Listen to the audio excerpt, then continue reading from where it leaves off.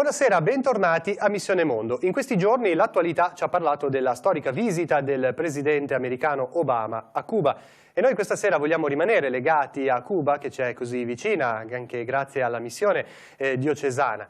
Per raccontare però una storia che non c'entra nulla con la politica e le istituzioni amministrative. Raccontiamo una storia, se vogliamo, di resurrezione. Lo facciamo proprio in questa settimana, la Settimana Santa. Una storia che ci parla di due ragazzi, due adolescenti cubani, Julio Carlos e Julio César, ammalati di leucemia, che grazie a diversi tramiti e documenti sono riusciti a venire qui in Italia e a farsi curare all'ospedale Gaslini di Genova. Questo grazie alla missione interdiocesana ligure, ma anche a tanti volontari, a tante famiglie, in particolar modo pensiamo alle famiglie della diocesi di Savona che hanno seguito questi ragazzi, che proprio alcuni giorni fa sono partiti per tornare a casa loro dopo un lungo periodo di cure qui in Italia, qui a Genova. E proprio oggi sono ritornati a casa e quindi hanno potuto rivedere i loro familiari. Li abbiamo intervistati, abbiamo cercato così di raccogliere la loro storia, la loro testimonianza negli appartamenti messi a disposizione dall'associazione Abeo, che ha raccolto i due ragazzi e i genitori in questo periodo, che sono rimasti qui. Allora andiamo a vedere queste loro storie e poi ci ritroviamo in studio.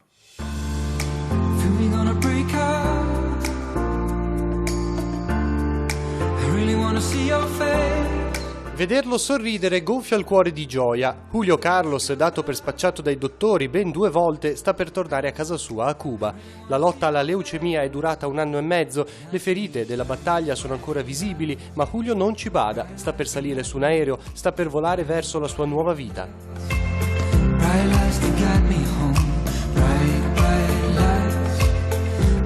Julio è di Placeta, paesino nel cuore dell'isola. Nel 2012 scopre di avere la leucemia, malattia che 2 anni dopo si ripresenta in modo ancora più violento. I medici dell'ospedale di Santa Clara confidano a mamma Chirenia che non c'è più nulla da fare, non a Cuba. Lei allora si rivolge alla missione interdiocesana ligure di Santo Domingo. Don Michele Farina, sacerdote di Savona, riesce a farli arrivare a Genova, all'ospedale Gaslini.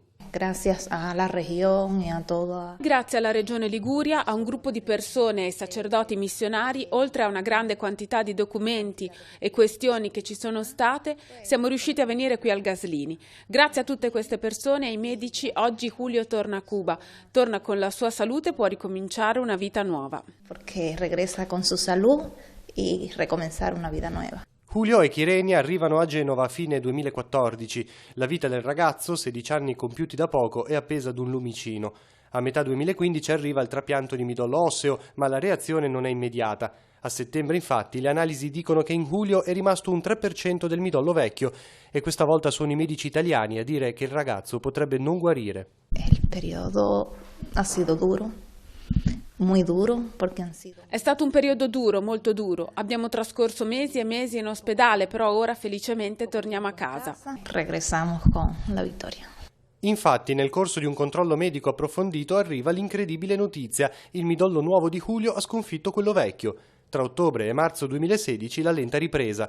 Julio recupera forze, tonicità, gioia di vivere e finalmente si torna a casa. He passato duros momentos.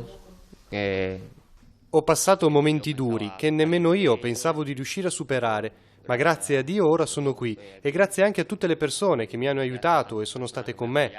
Per questo le ringrazio tanto, perché sono state sempre al mio fianco. Qual è il sogno che porti a Cuba? Che cosa adesso così vorresti fare? Manejar. Guidare. Mi piace guidare le macchine, ma anche stare con tutta la mia famiglia e fare tante cose. Fare tanta cosa. La loro vita ha unito tante persone della missione interdiocesana Ligure a Cuba, soprattutto quelle di tante famiglie savonesi legate a Don Michele Farina, che sono stati accanto a Julio e Chirenia in tutti i momenti del loro cammino. Nel mese di dicembre di 2 anni fa, Don Michele, che era il nostro viceparroco del Duomo a Savona e oggi è da 5 anni, credo ormai in missione a Cuba, nella diocesi di Santa Clara, ci ha chiesto se andavamo a prendere 2 persone cubane all'aeroporto che dovevano andare al Gaslini, e nella fattispecie erano proprio Chirenia e Julio Carlos. È nato un bel rapporto tra le persone che sono arrivate qua?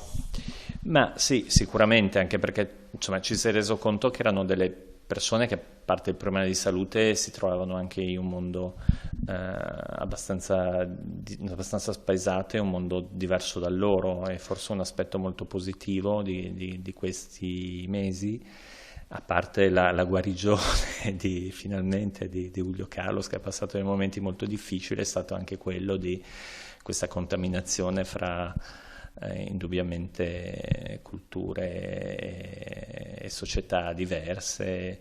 Avete passato anche tanti momenti insieme, ad esempio? Sì, abbiamo passato tanti momenti insieme in delle stanze sterili, con Julio che stava veramente male e ha rischiato continuativamente la vita per tantissimi mesi. E poi chiaramente prima e dopo soprattutto c'è stato anche modo di avere dei momenti insieme anche a molte famiglie del gruppo famiglie dell'unità pastorale del centro di Savona. E invece proprio ieri sera siamo tornati da Roma, dove siamo andati con molte di queste famiglie, Julio Carlos e Kyrenia, 3 giorni in visita a Roma e anche alla messa della Domenica delle Palme dal Papa in piazza San Pietro. Kyrenia ha promesso di andare a trovare Don Michele Farina per la Domenica di Pasqua, un modo per ringraziare Dio e i sacerdoti, un modo per tornare là dove tutto è iniziato. Ma per il momento c'è un viaggio da affrontare. Julio si butta sorridente sul letto per dormire la sua ultima notte italiana. Le valigie sono chiuse, tra poche ore si parte.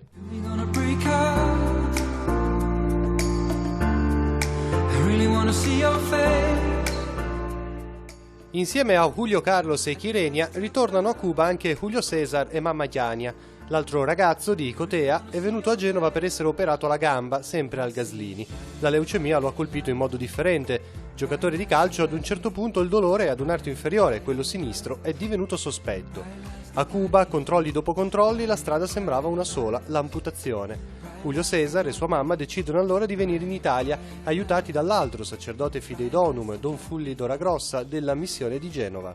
Entonces el padre Fulli capitò che Don Fulli Doragrossa, che guidava la comunità dove andava Julio, parlò con la dottoressa, dato che in principio quello che si prospettava era l'amputazione del piede e della gamba di mio figlio. La dottoressa chiese a Don Fulli se c'erano altre possibilità ed ecco che iniziarono tutti i passaggi e i tramiti attraverso la Caritas, grazie ai quali riuscimmo a venire qui in Italia. Julio César e Giania restano a Genova 10 mesi. L'operazione va a buon fine. Nella gamba gli viene inserita una protesi che gli permetterà di camminare come se non avesse mai avuto alcun problema. La riabilitazione è lunga, ma alla fine anche per lui arriva il tanto sperato ritorno a casa.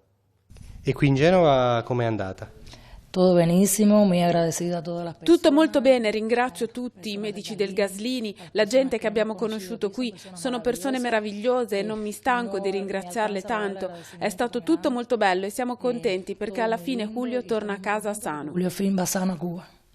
Entrambi sono consapevoli di essere stati guidati dalla provvidenza. Altri ragazzi con la leucemia a Cuba non sono sopravvissuti. Julio César è un ragazzo molto alto per la sua giovane età, è vivace, appassionato di computer e musica, anche per lui inizia una nuova vita. Chi è che soprattutto vi ha dato una mano in questo periodo qui? I dottori del Gaslini, le persone che ho conosciuto qui e che mi hanno aiutato molto a superare il mio problema, è grazie a loro che ho potuto curarmi. Qual è stato il periodo forse più grave della malattia che hai avuto? Quando mi operé. Quando mi hanno operato, mi faceva molto male il piede, facevo fatica a camminare, poi la riabilitazione, tutto questo insomma. È stato il periodo più brutto che ho vissuto. E ora tornando a Cuba, che sogno porti con te? Seguire studiando continuare a studiare e forse tornare a giocare un pochino a calcio.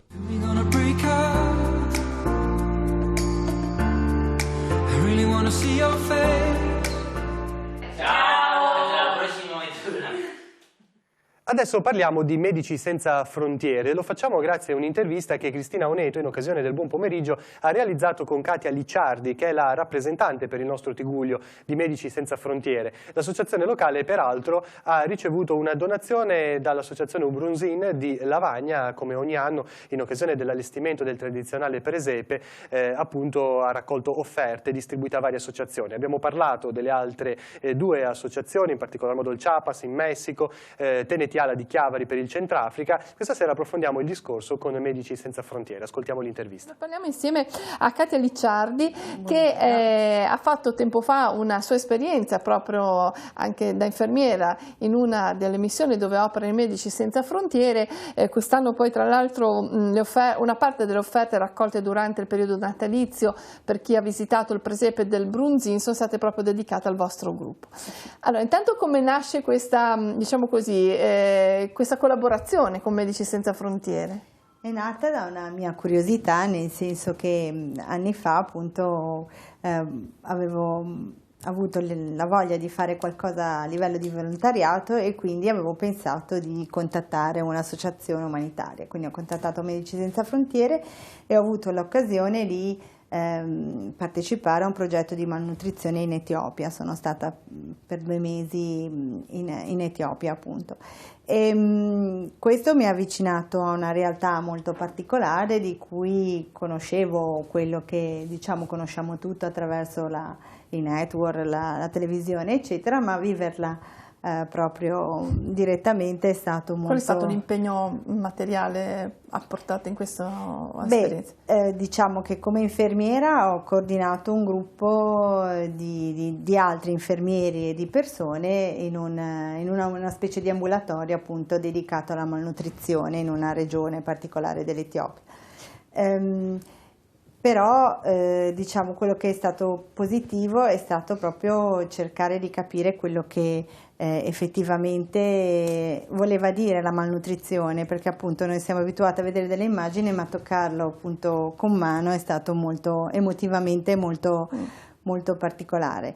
È stata una esperienza che io porto nel mio cuore ovviamente e che auguro a tutti di poter fare, proprio perché comunque ti apre un mondo nuovo, una visione nuova proprio anche nel nostro lavoro, che a volte ci lamentiamo di quello che effettivamente abbiamo e viviamo quotidianamente, però vivere delle altre realtà sicuramente insomma Qual era la segna. situazione appunto in quel periodo in Etiopia? Nel periodo c'erano ora l'emergenza era nata a marzo, io sono andata a luglio, quindi comunque diciamo i pazienti più gravi erano già stati trattati e curati, però il progetto è andato avanti ancora per parecchi mesi proprio perché comunque c'era ancora necessità.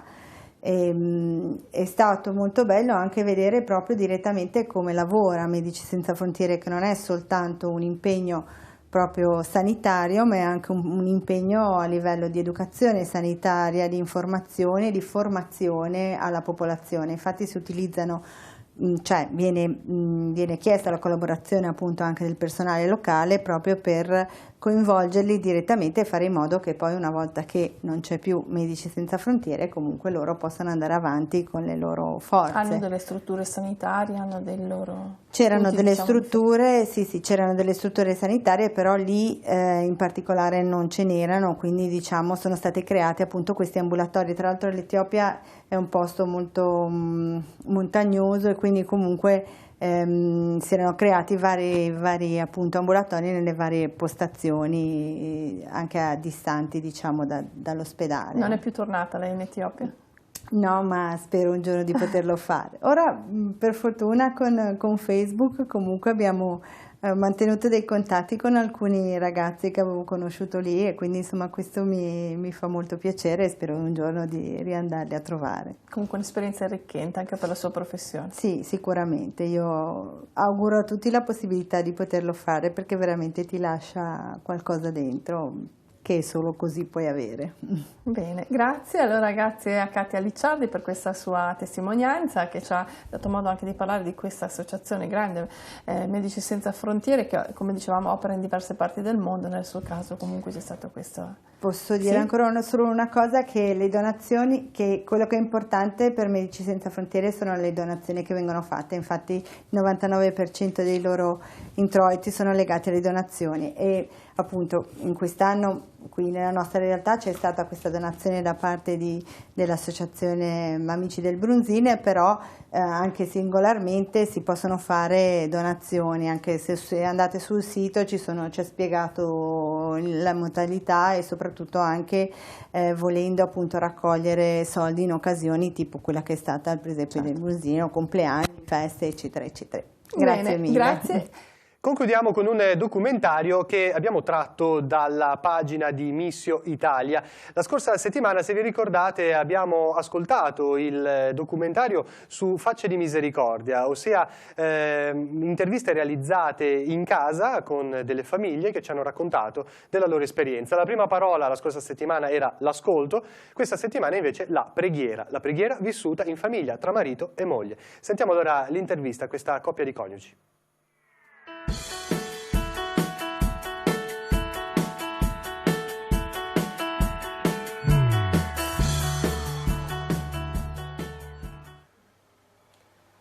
Ciao, siamo Chiara e Roberto, siamo sposati dal 2008, io sono un'educatrice e lui è un tecnico.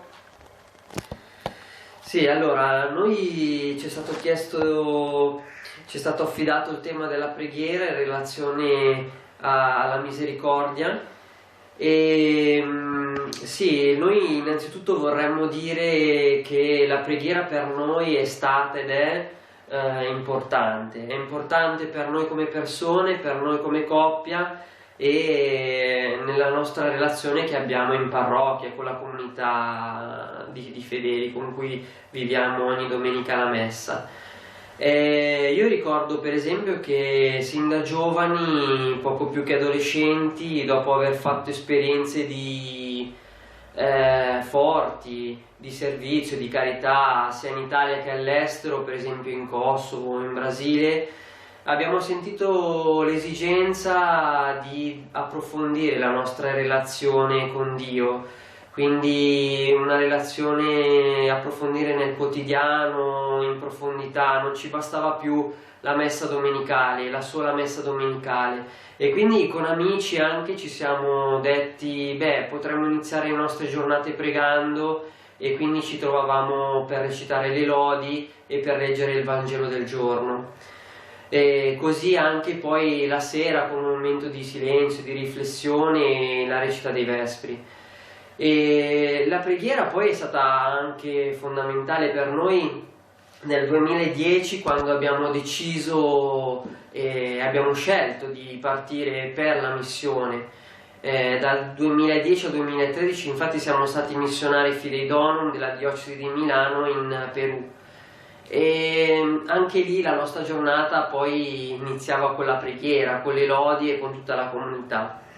Noi lì ci occupavamo di progetti sociali, lavoravamo con bambini, ragazzi e donne, e da subito ci siamo dovuti imbattere in situazioni di estrema povertà, di abbandono, di violenza, e da subito anche abbiamo capito che non avremmo potuto farcela da soli e solo col nostro impegno.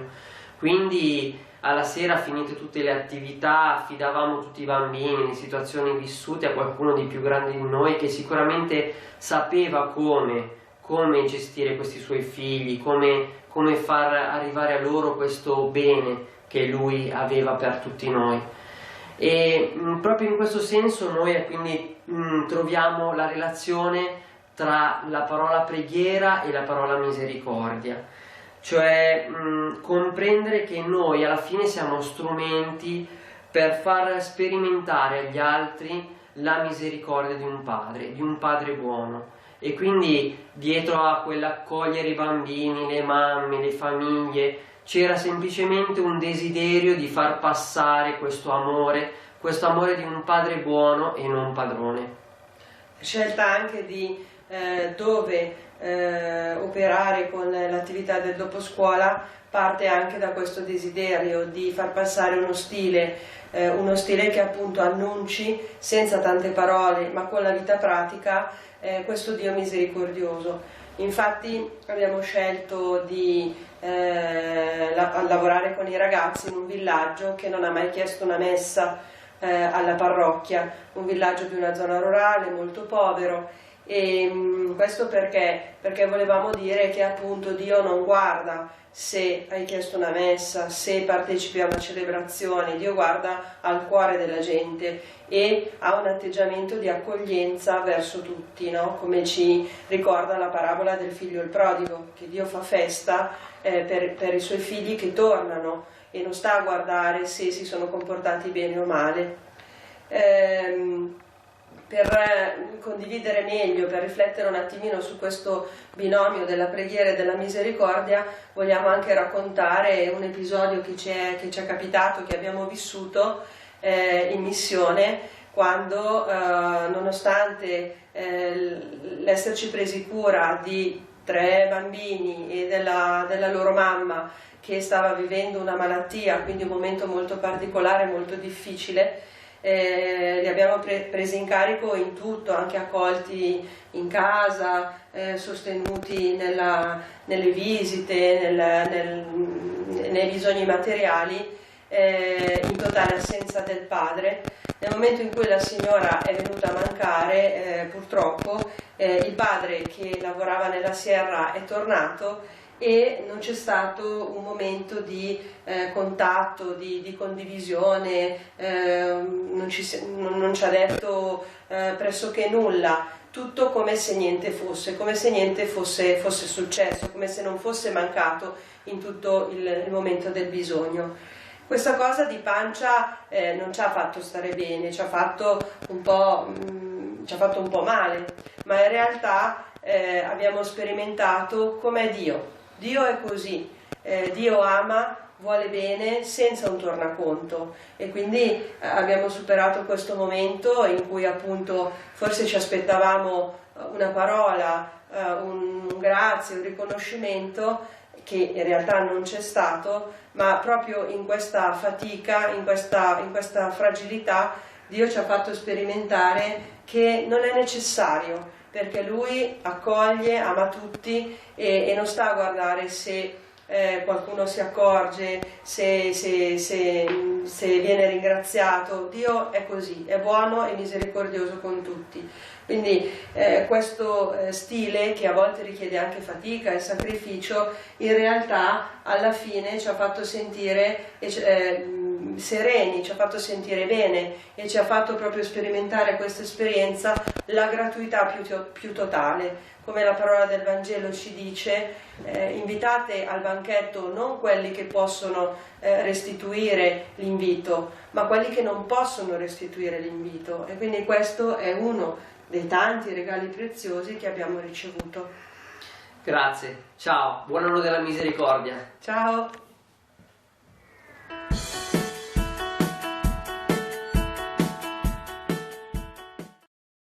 Bene, siamo giunti in conclusione. Missione Mondo torna la prossima settimana, mercoledì. Grazie per averci seguito. Buon proseguimento con i programmi di Telepace. Arrivederci.